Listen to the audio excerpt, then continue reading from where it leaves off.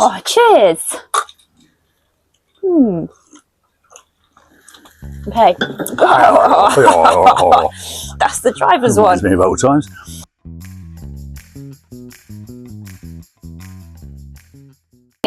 Let's take it back then. So episode 1, let's take it all the way back to where it began, which was India. And actually, I'm going to start a bit different. So this is the book I made you for your 70th birthday for you and Jez. Yep.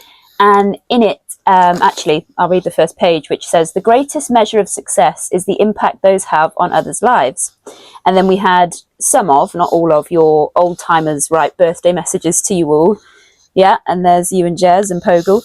But I wanted to open the episode with what your eldest brother had to say, which was, our parents had not seen each other for years, so it's a reasonable assumption that the boys started their 70-year journey in a hotel room at the Oberoi Grand in Calcutta, when Pogle, Penny and I arrived back in India in 53. As for the news of their birth, brought to our house by a man on a bicycle holding a cleft stick, the only surprise was that there were 2 of them, and not just one. Bubbles seemed in no great hurry to see his wife and new sons, so the journey to the hospital required at least 4 stopovers at planters' clubs, the result of which meant they were both sporting full beards by the time of their arrival.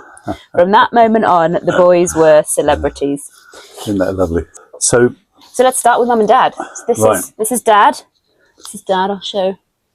So let's talk a bit about your Mum and Dad first, and then we can talk about India and where that began. So what were they like? Dad was in the Second World War, and he was fighting in Burma, and he was in a band in a regiment called the 10th Gurkha Rifles.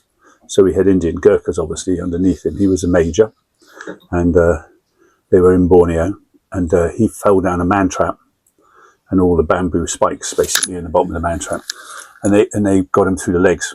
From what I can gather, again, it's just what I've been told. And then he was hospitalised back in India from Burma, and in a field hospital. And my mum, Pogo as we call her, was in the 9th Gurkha Field Hospital Regiment. So she nursed him back, and that's where their love story that's where their love started, and that's where they got married. So she was 41 years old when she had us, and she wasn't obviously expecting twins, so it was a bit of a shock. And I suppose in those days there's no way of knowing. I don't think so, no. It's just a guess. There's no way of knowing. I don't think there's any scans or anything like that. Anyway, and then we came along, and India being India, we had ayahs, which are basically nannies, but they're Indian nannies, and they look after us. They look after us. Mum and Dad get on with whatever they're doing during the day. Dad running a tea plantation, and Mum, don't know, probably drinking gin somewhere with some other ladies.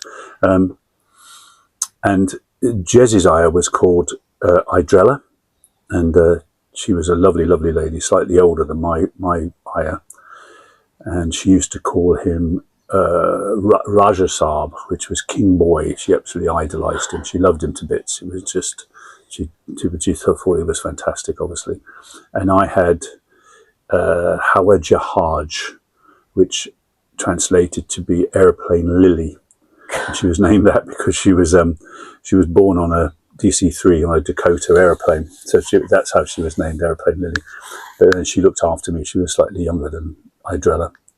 Oh. So that's how we were brought up, really. So obviously your ayahs looked after you a lot of the time, but I'd like to know, like, what a normal day looked like then when you lived in India and how that was. I know you were very young. We didn't really speak English, yeah, because the ayahs were with us all the time. So we spoke Hindu and Urdu. So the 2 dialects basically that Gurkha kind of used to talk. Yeah, so we were out in the wild all the time mainly. You know, I can't ever remember being inside. We were never taught anything either. No. So I think we lived in India until we were 6 or 7. So, coming to England was a bit of a shock, and we were, well, I don't know, 3 or 4 years behind everybody else.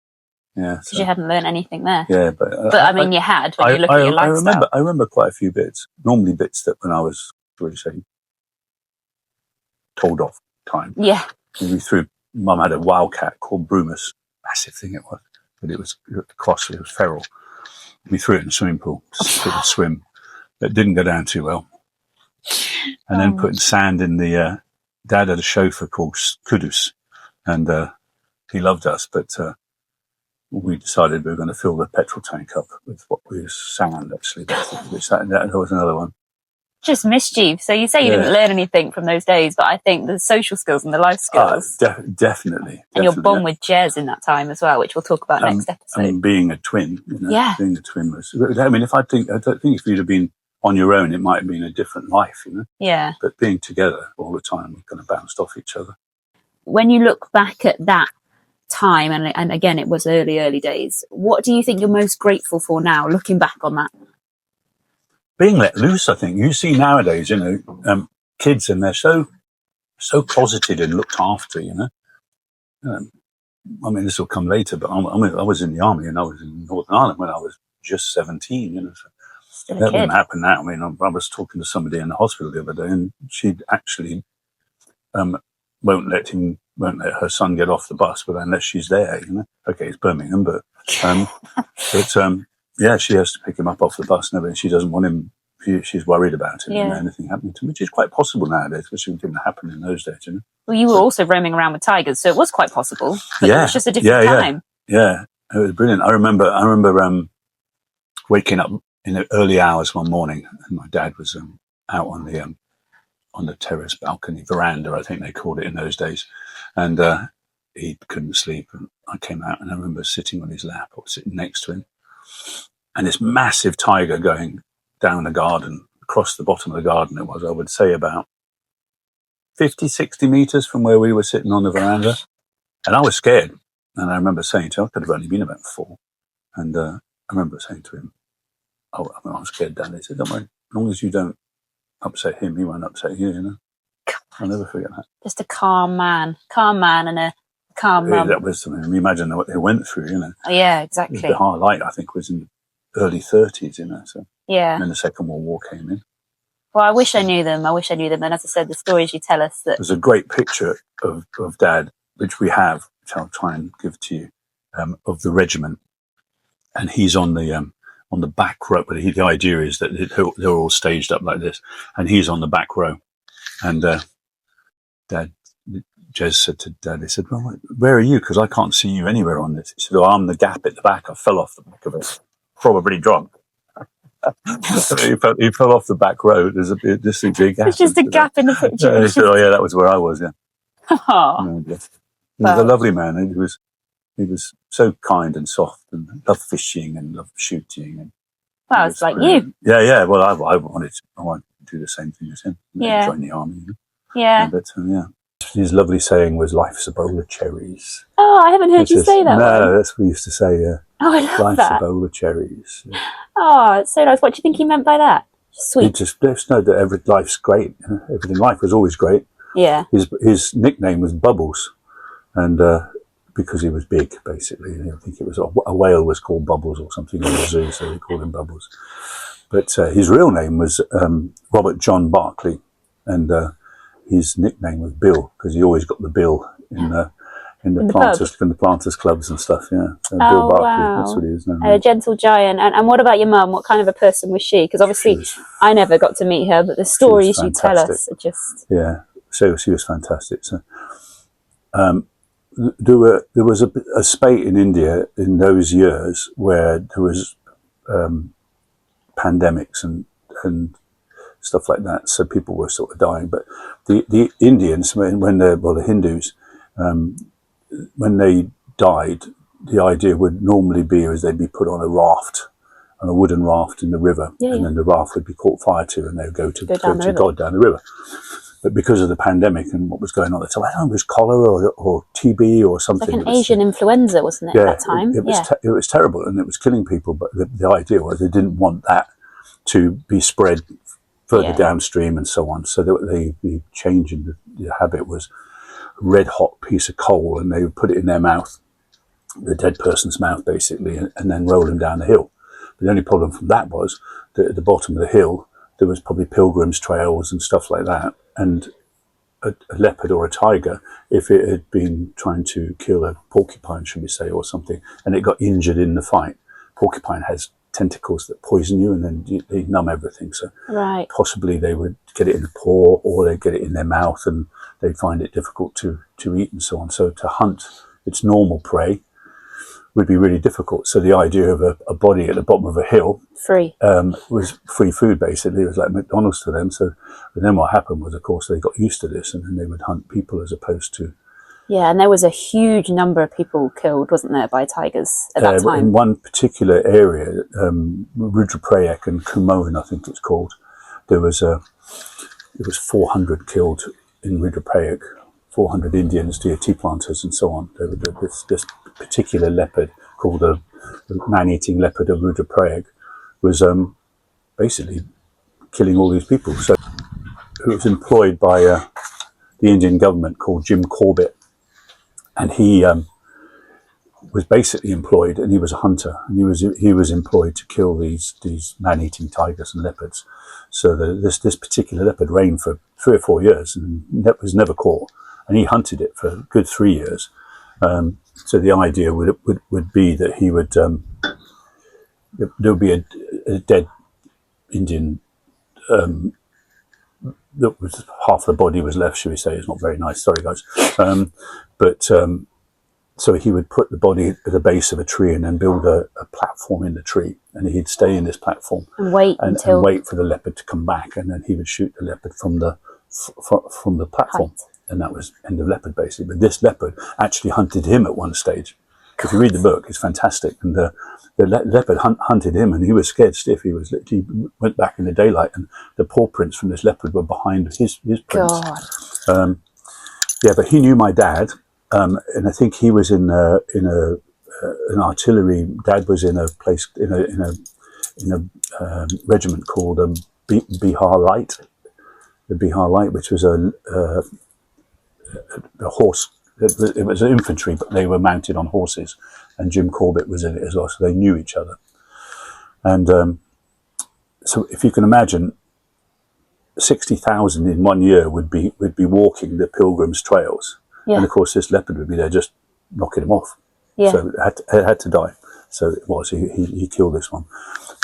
We had a tiger that was killing people in Chhabra, Paratola, and Jim Corbett was employed to come and get rid of this tiger, basically. And so he went and saw my dad, and they decided to build this platform in a tree, this body, and then they went back, and the idea was they were going back at night and then go into this platform and then shoot the tiger from there. But they ended up drinking a bottle of whiskey between them, and then went out and hunted it and shot it during the day.